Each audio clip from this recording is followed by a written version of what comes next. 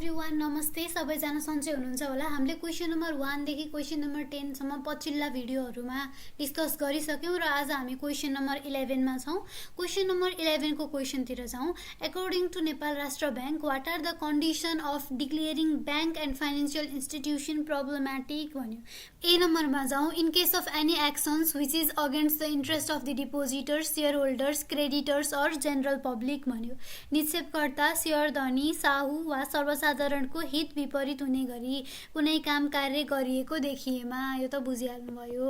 अब बी नम्बरमा जाउँ। In case of not fulfilment of any financial liabilities भन्यो। आफूले पूरा गर्नुपर्ने वित्तीय दायित्व पूरा नगरेमा वा गर्न सक्ने सम्भावना नभएमा वा भुक्तानी गर्नुपर्ने रकम भुक्तानी गर्न नसकेमा पनि के हुन्छ, बैंक एन्ड फाइनेन्शियल इन्स्टिट्युसनलाई के गरिन्छ, प्रब्लमेटिक भनेर भनिन्छ। अब सी नम्बरमा जाउँ।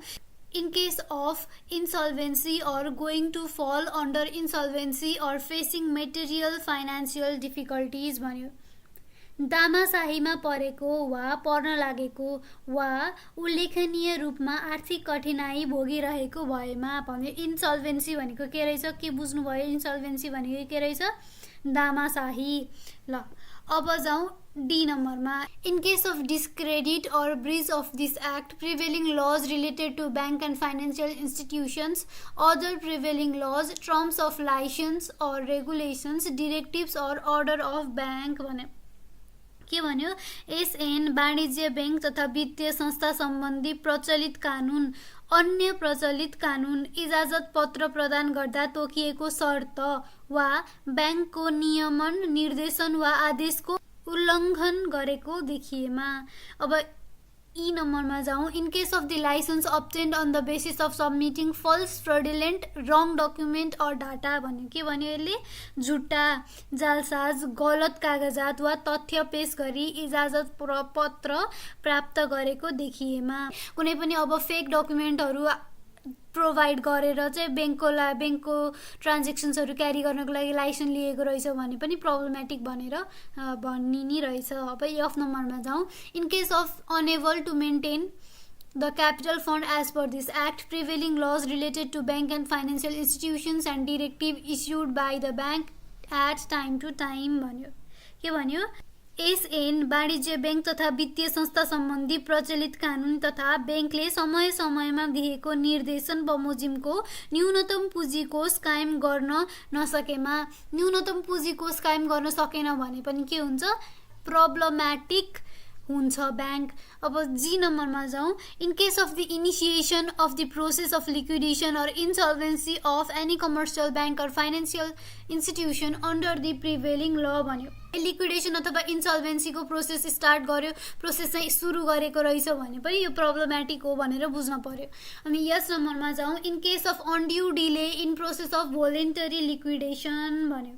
के भन्यो भने स्वेच्छित खारेजी, जुन खारेजी गर्ने भनेको छ, खारेजीको कारबाही सुरु भएकोमा, यस्तो कारबाही पूरा गर्न अनुचित ढिलाइ भएकोमा, ढिलो गर्यो भने पनि के हुँदो रहेछ, प्रब्लमेटिक भनेर भन्ने रहेछ। आई नम्बरको हेरौँ है, यो अलिकति लामो पोइन्ट छ। पहिला म यो पोइन्ट सबै पढ्छु अनि त्यसपछि हजुरहरूलाई बुझाउँछु है त। For the commercial bank or financial institution established with a joint venture of the foreign commercial bank or financial institution, while such commercial bank or financial institution is insolvent or liquidator is appointed for the liquidation of the license of such commercial bank or financial institution is terminated under the provision of the law of respective country, or transaction is banned either full or partial in case of operation of banking transactions being involved in such commercial bank or financial institution भन्यो। के भन्यो यसले? यस्तो रहेछ कि कुनै पनि अब विदेशी वाणिज्य बैंक वा वित्तीय संस्थाको संलग्नतामा स्थापना भएको वाणिज्य बैंक वा वित्तीय संस्थाहरू छन् नि नेपालमै पनि, जस्तै नेपाल अरब बैंक, अहिले चाहिँ जुन नोबेल बैंक बनियो त्यस्तो बैंकहरू जुन छन्, अब एसबीआई बैंक छ हैन, त्यस्तो बैंकहरूमा चाहिँ के भयो भने तामाशाही वा खारेजीमा परेमा वा खारेजीमा परि लिक्विडेटर नियुक्त भयो अथवा के भयो वाणिज्य बैंक वा वित्तीय संस्थाको बैंकिङ कारोबार गर्ने इजाजत पत्र सम्बन्धी मुलुकको कानुन बमोजिम खारेज भयो भने अथवा के हुन्छ कारोबारमा आंशिक वा पूर्ण रूपमा प्रतिबन्ध लागेमा वा यस्ता वाणिज्य बैंक वा वित्तीय संस्थासँग सम्मिलित भई बैंकिङ कारोबार सञ्चालन गरेको देखिएमा पनि के हुँदो रहेछ त्यो बैंक चाहिँ प्रब्लमेटिक भएको भनेर भनिदो रहेछ है।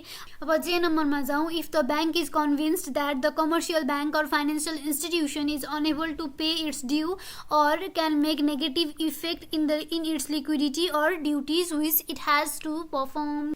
के भन्यो, वाणिज्य बैंक वा वित्तीय संस्थाले आफूले गर्नुपर्ने भुक्तानी वा पूरा गर्नुपर्ने दायित्व वा काम कर्तव्यमा प्रतिकूल असर पार्ने अवस्था विद्यमान भएको कुरामा बैंक विश्वस्त भयो भने पनि के हुँदो रहेछ बैंकलाई प्रब्लमेटिक भनेर भनिदो रहेछ। त्यसका साथसाथै हजुरहरूले मलाई पनि सब्स्क्राइब गरिदिनु होला, 500 सब्स्क्राइबर हिट गर्न हेल्प गरिदिनु होला र अब हामी भोलि भेट्नेछौँ। धन्यवाद।